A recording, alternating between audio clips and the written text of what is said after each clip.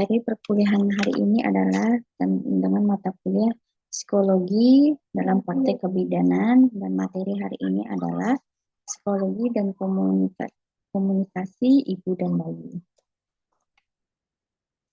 Psikologi ibu. Pada dasarnya psikologi wanita terbagi menjadi 7 bagian. 3 diantaranya adalah bagian dari otak mereka, yaitu fisik atau panca indera, logika dan emosi. Yang lainnya adalah faktor lingkungan mereka yang sudah tentu mempengaruhi cara berpikir dan perilaku mereka.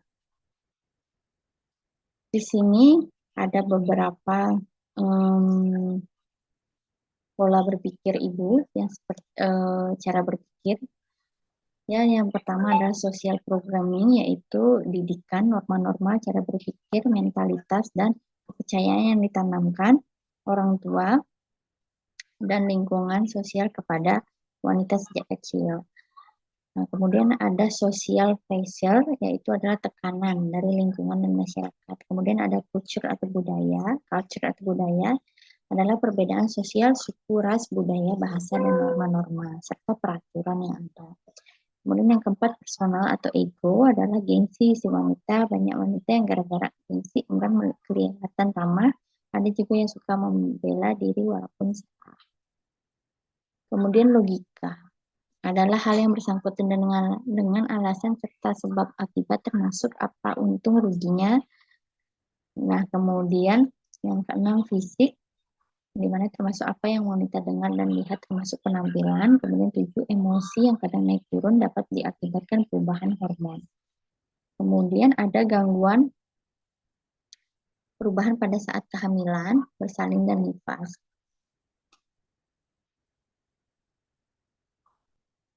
Yang pertama, komunikasi, yaitu penyampaian pesan oleh seseorang kepada orang lain untuk memberitahu, mengubah sikap, pendapat, atau perilaku, baik secara lisan ataupun langsung, dan tidak langsung, atau melalui media. Komunikasi pada bayi dan balita. Komunikasi bayi dimulai sejak dia lahir ke dunia, dimulai ketika bayi mulai menangis sampai bayi dapat berbicara lancar. Adapun prosesnya dari bayi menangis sampai bisa berkata-kata belum dipahami secara pasti.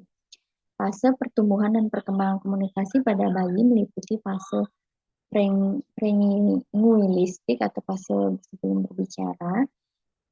Ya, kemudian untuk dapat membedakan, kita harus mengenali tangisan bayi, tangisan lapar seperti apa, kemudian tangisan kesakitannya seperti apa, dan tangis tidak nyaman seperti apa. Nah, misalnya tangis lapar itu suaranya datar dan meningkat sesuai kebutuhan, sedangkan tangis kesakitan bayi mengeluarkan teriakan yang mendadak karena bayi terkejut.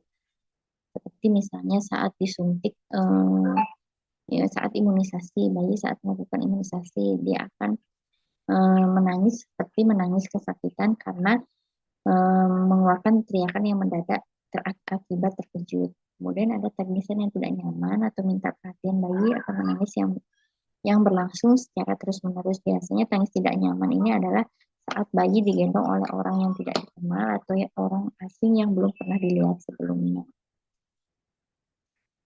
Yang kedua ada kata pertama. Ya, kata pertama mungkin tidak disadari oleh orang tua karena anak banyak akal untuk mengerti perlu mendengar apa yang dikatakan anak sehubungan dengan apa yang dikerjakan. Misalnya kata mam bisa berarti mama, bisa juga berarti mama. Kemudian yang ketiga, kalimat pertama. Kalimat anak seperti juga kata pertama punya arti pribadi dan tidak ikut aturan tata bahasa. Misal anak bilang makan berarti aku mau makan. Jika orang tua atau orang di sekitarnya harus tanggap terhadap kata-kata anak tersebut. Kemudian keempat, kemampuan bicara egosentris, yaitu kemampuan berbicara berpusat pada diri sendiri dibedakan menjadi 3, yaitu repetitif, pengulangan, kemudian monolog atau berbicara satu arah, dan monolog kolektif. Di mana monolog kolektif itu beberapa anak berkumpul dalam suatu tempat, tapi mereka sendiri-sendiri, biasanya asik memainkan mainannya sendiri. Jadi kemampuan berbicara menunjukkan adanya tukar pikiran dengan orang lain, termasuk pertanyaan, jawaban, perintah, kritik terhadap orang lain. Sini juga ada perkembangan semantik, yaitu pengetahuan yang mempelajari arti dari kata pakai bahasa yang diajarkan.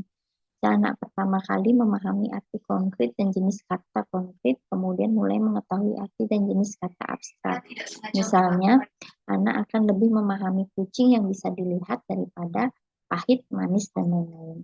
Kata abstrak dipelajari setelah pada masa prasekolah. Kata yang sulit untuk anak prasekolah adalah kata yang selain punya arti fisik juga punya arti psikologis.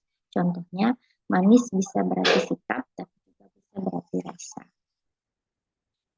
Nah, di sini ada prinsip komunikasi yang efektif pada bayi dan anak. Yang pertama, mengikuti perkembangan psikologis bayi dan anak. Kemudian, kontak kasih sayang orang tua dapat memperkuat kepribadian bayi dan anak. Pentingnya dalam berkomunikasi, belayan, dukungan, dan sentuhan akan menimbulkan rasa senang dan bahagia. Dorongan bidan yaitu dengan membantu ibu serta pihak lain dalam memberikan dukungan rangsangan aktif dalam bahasa dan emosi.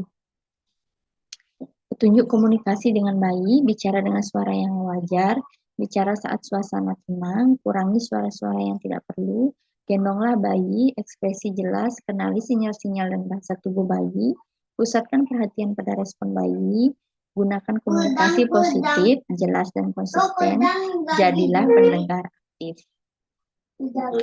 Nah, komunikasi pada bayi sesuai tahap perkembangan masa bayi itu belum bisa berkomunikasi dengan kata-kata. Komunikasi yang digunakan adalah komunikasi nonverbal, kemudian mengungkapkan kebutuhan dengan tingkah laku dan suara yang bisa diinterpretasikan oleh orang-orang di sekitarnya seperti menangis, yang bisa menjadi menunjukkan lapar, sakit, perbatasan gerak, atau kesepian. Ketika bayi berumur 6 bulan, perilaku dan bahasa yang dilakukan adalah menggerak-gerakkan tangan dan kaki. Gerakan ini dilakukan guna menarik perhatian orang-orang di sekitarnya. Adapun tindakan yang bisa dilakukan adalah dengan menepuk tubuh dengan perasaan. Teknik berkomunikasi dengan bayi dan anak itu ada verbal dan non-verbal.